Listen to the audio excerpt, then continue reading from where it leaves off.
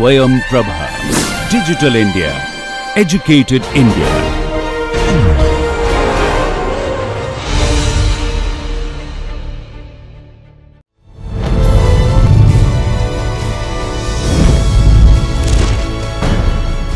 Yogah Karmasu Kaushalam.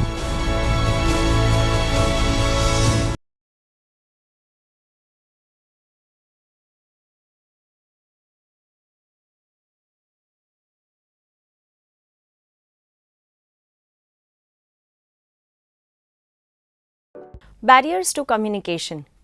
Hello students, I am Dr. Rinki Menon, Assistant Professor presently working at Sri Narayana College of Commerce, Gujarat University.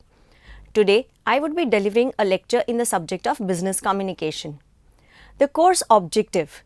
The course aims to make students understand the basic concepts of business communication and develop conceptual clarity and logical skills so that they can use them. The course content. The course comprises of various concepts of communication. I would start with the unit that deals with the barriers of communication. Now let's begin with today's module that we shall cover. After today's lecture, you shall be able to take an insight into the barriers of communication and next understand different barriers that affect effective communication. So let's get started with the basics. Communication is one of our basic needs. We require to communicate with many people for personal and professional purpose. But while communicating, we may face many hurdles or problems. Sometimes the message is not passed properly or gets lost. There are chances of misunderstanding between the sender and the receiver. Sometimes language used in the communication is not understood properly. This results into communication breakdown or communication failure. There are many reasons behind this problem in the communication process. Let's study the communication barriers in detail. Definition of the barrier of communication. Any obstacle or problem in the process of communication which hinders or obstructs the process of communication is called barrier. Barriers are part of process of communication. Whenever we are communicating, we encode and decode. We use various channels for passing the message.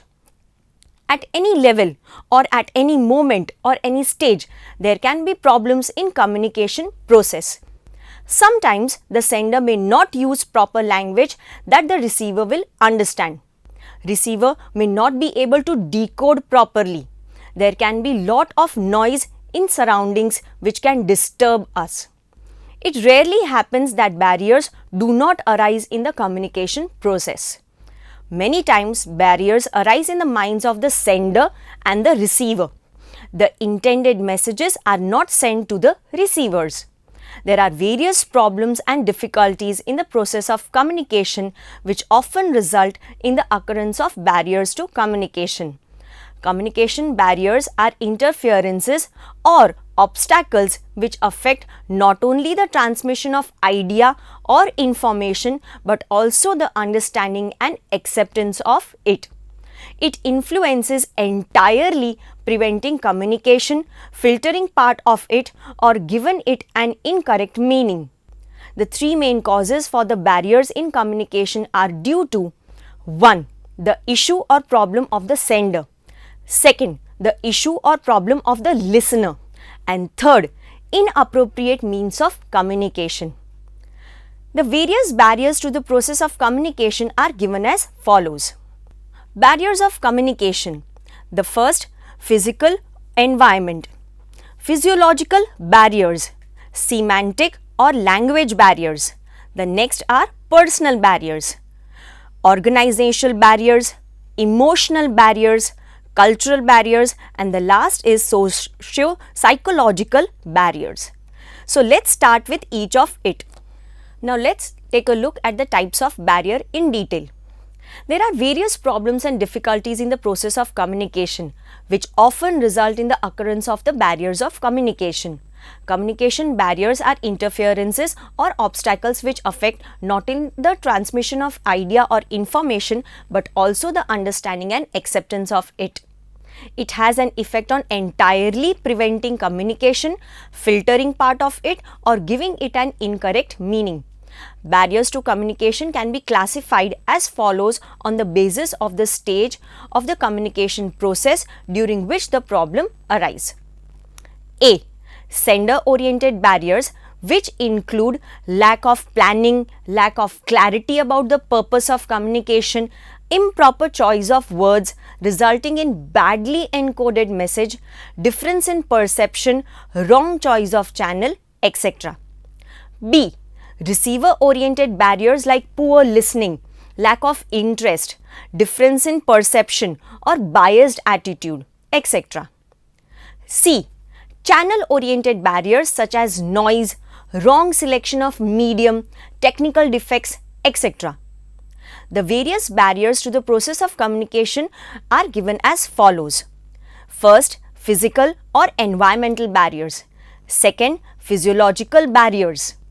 Third, semantic or the language barriers. Fourth, personal barriers. Fifth, emotional barriers. Sixth, the last, that is socio-psychological barriers. Eighth, cultural barriers, and the next is organizational barriers. Let's begin with the first one, physical or environmental barriers. These are environmental factors which limit the sending and receiving of messages. Often the term noise is used as a blanket term to refer to this kind. They include distance, noise, breakdown of communication media, faulty mechanical equipments, etc. Noise. It is the first major barrier to communication. Communication gets disturbed by noise that occurs at the transmission level. For example, the noise of traffic around a school obstructs the flow of information between the student and the teacher. Similarly, poor signal while talking over the cell phone or using public address systems or watching TV also disrupts communication. Bad weather condition may also sometimes cause barrier to communication. The second type in this is time and distance. These may also obstruct the smooth flow of information. For example, time difference between two different countries may affect communication between two people. Another example will be two people working in two different shifts may face problem in communicating effectively. Improper seating arrangements in the class may also act as a barrier to the process of communication. The third in the first type is wrong choice of medium. This can cause a barrier to communication if the sender uses the wrong channel for the transmission of message which is improper for the audience. For example, if an expert uses a PowerPoint presentation for the uneducated factory workers, then they will be unable to understand it. Fourth, surrounding environments. Adverse or extreme weather conditions like too hot or too cold, their surroundings do have a direct effect on the effectiveness of communication. As environment causes a psychological effect like too hot weather or causes restlessness and humidity, whereas too cold weather makes a person feel lazy to communicate. Fifth, poorly expressed message. No matter how clear the idea in the mind of the sender, it may still get affected by use of poorly chosen words, long sentences, complex words, poor organization of idea, use of jargons, etc. Coming to the next form of barrier is biological or physiological barrier. Biological or physiological barriers.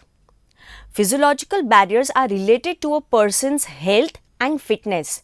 They may arise due to disabilities that may affect the physical capabilities of the sender or the receiver. Proper functioning of the vocal cords, hands, fingers, eyes is necessary for effective communication. For example, speaking skills can be adversely affected due to stammering, fumbling, utterance of improper sounds because of defective vocal organ. Listening can be ineffective as a result of defective hearing. Writing can be failed due to hand injury or numbness, etc. Reading can be affected due to poor eyesight.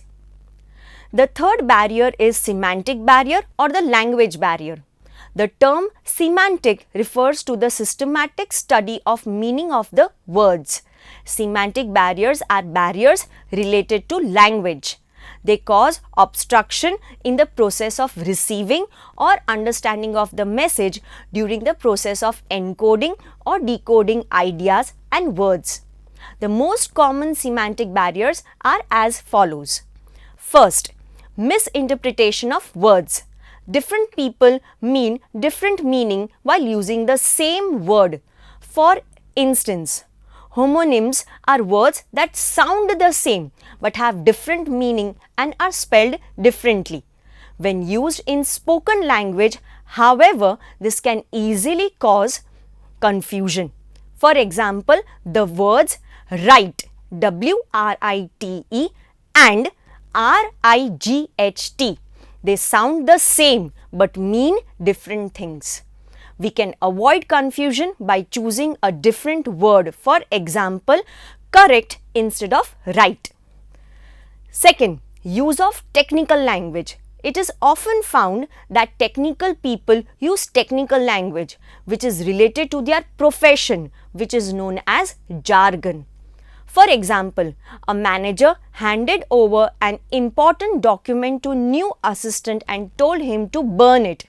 Here, burn means copy in another computer language. But the new assistant took a different meaning to the word burn and literally burnt it with a matchstick. Doctors, lawyers, etc. use a language which is a layman cannot understand, that due to lack of knowledge of that particular language. The third in this type is vocabulary deficiency of both sender and the receiver may cause semantic barriers to communication. For example, when you are visiting a different country where you use a word in English which is commonly spoken in your country. However, the opposite person might not be able to understand your conversation as they are not familiar to those words. Therefore, the words we use in conversation must be of knowledge of the receiver so that they know the word and understand its meaning. This way, you can not only communicate properly, but it might also be useful and effective. Fourth, multiple meaning of the words in different context. Different words are used in different ways as per the need or the message. For instance, consider the word out, O-U-T, in following sentences. Get out of here, or something is out of order in my car, or the truth got out last year, and he last stands out in the class. The workers are going out on a strike. Thus, the word out conveys a different meaning when used in different situations and thus miscommunication occurs. Fifth, connotative meaning. There are two broad categories of a semantic barrier that are seen in the workplace. These are denotative barriers and connotative barriers. Denotative barriers are those that are based on the actual meaning of the words, while connotative barriers are those based on the association people have with the words.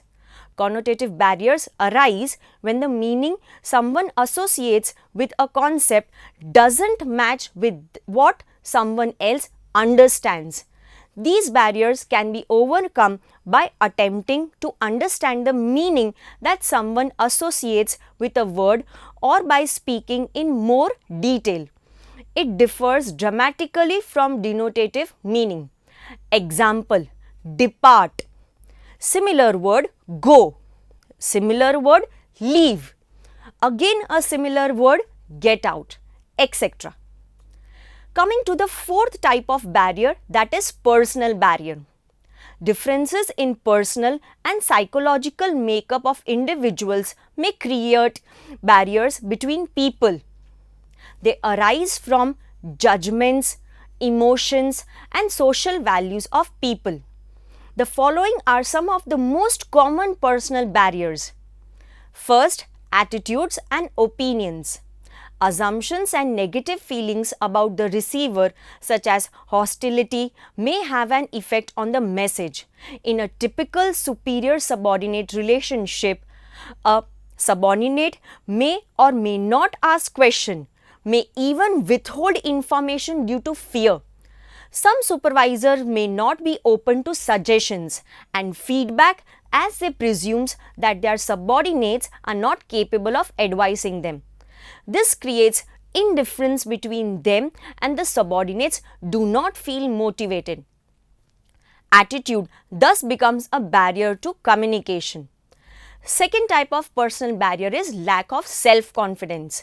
Lack of self-confidence either on the part of sender or the receiver while communicating may be a barrier to it. For example, junior employees lose confidence if they are criticized repeatedly. Their productivity can suffer. They may stop meeting their targets and fail to communicate effectively with their managers to prevent criticism. Next, coming to the next type, that is fifth barrier, that is emotional barrier. Emotional barriers are associated with sentiments and emotions.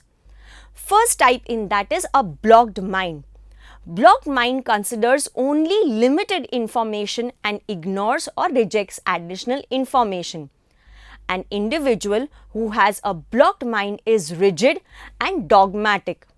He or she resists all contradictory communication and pays deaf ear to the new ideas. The second emotional barrier is bias and prejudice.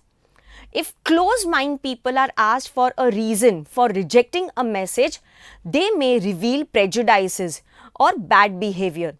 They react with anger and give a sharp rebuff or revert back who tries to argue with them.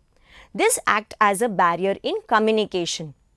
The third type of emotion is emotions. One's state of mind plays an important role in act of communication.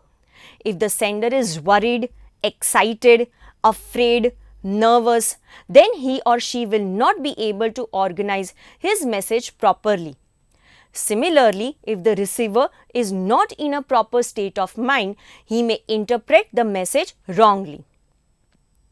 The sixth form of barrier is socio-psychological barriers.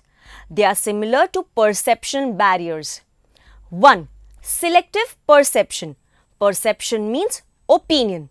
This means that the receiver selectively see and hear based on their needs, motivations, experience and expectations.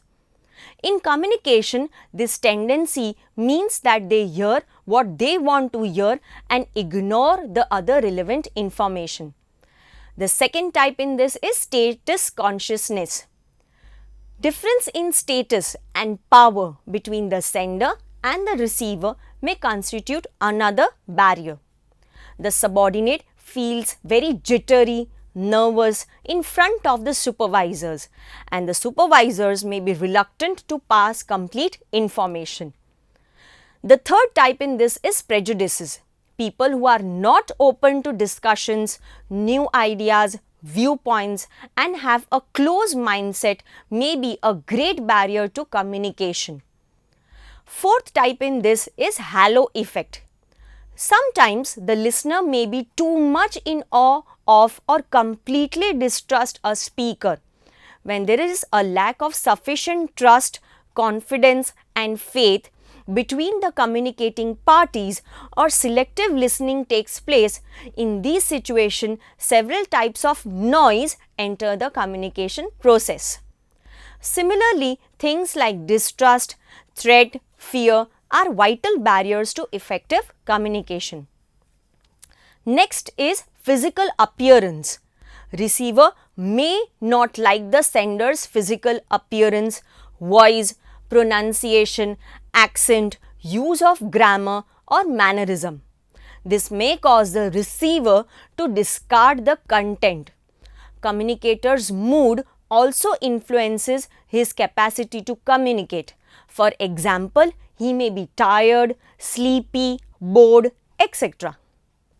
Coming to the seventh type of barrier, that is cultural barrier.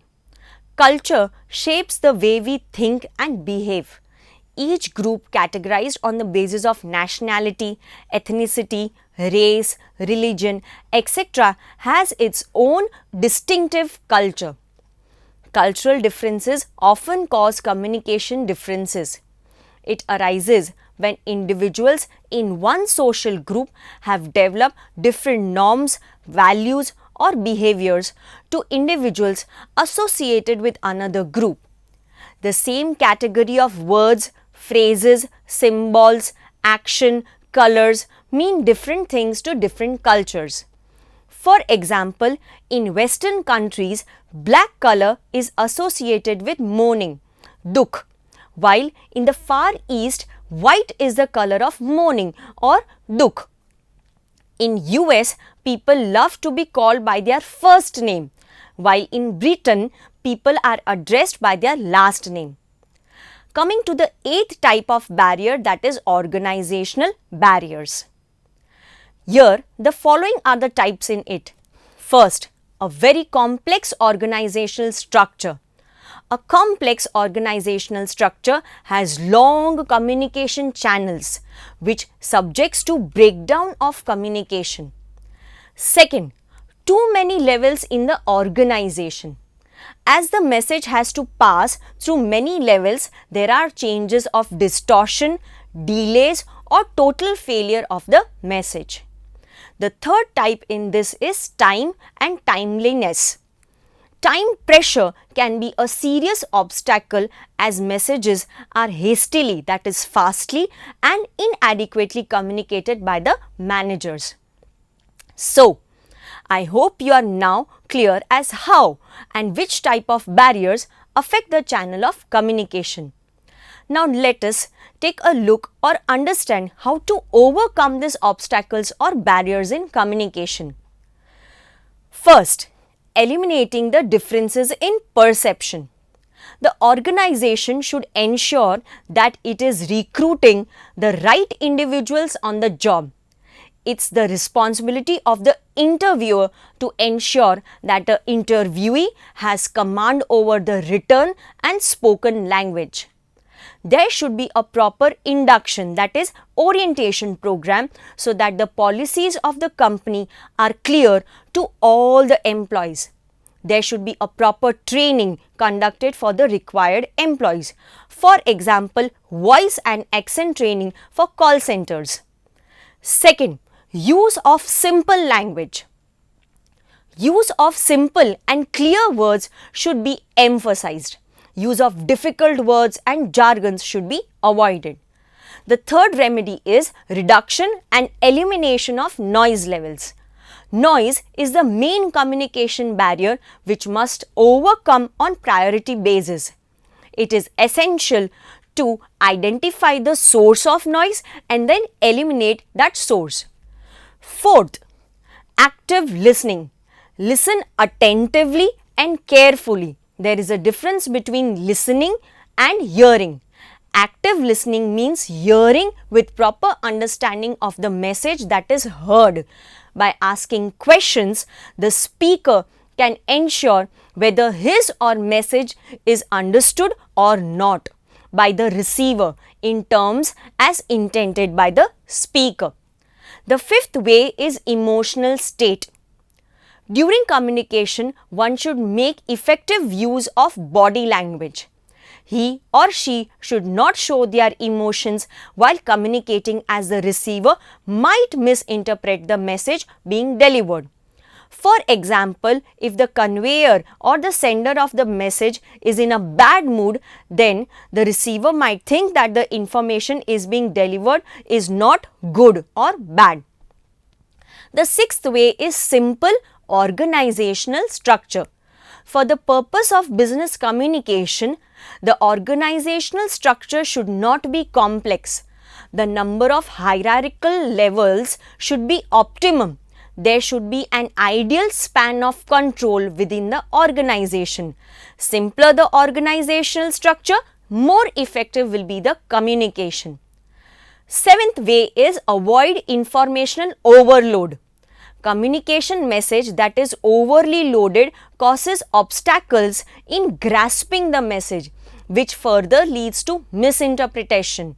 Hence, the message should be to the point with limited information. Eighth way is give constructive feedback. Avoid giving negative feedback. The contents of the feedback might be negative, but it should be delivered constructively.